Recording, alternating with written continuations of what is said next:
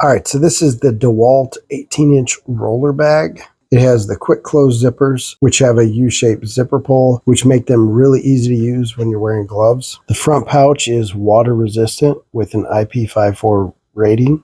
Then behind the water resistant pouch, you have a spot that would work really well for, say, a socket set or screwdrivers, wrenches, something small like that. So essentially your smaller hand tools. Now on the sides, you have more of those smaller pockets that are great for hand tools, other smaller things like that. Now, when you open this thing up, you got a nice large pocket. It's 19 1/4 by 18 1/4. If it's like any of the other DeWalt bags I have, it's made from a very durable material. It's got a nice hard plastic shell in it. It has a weight capacity of about 55 pounds.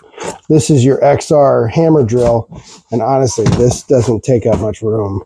You can fit quite a bit more in there, so there's plenty of storage space in there.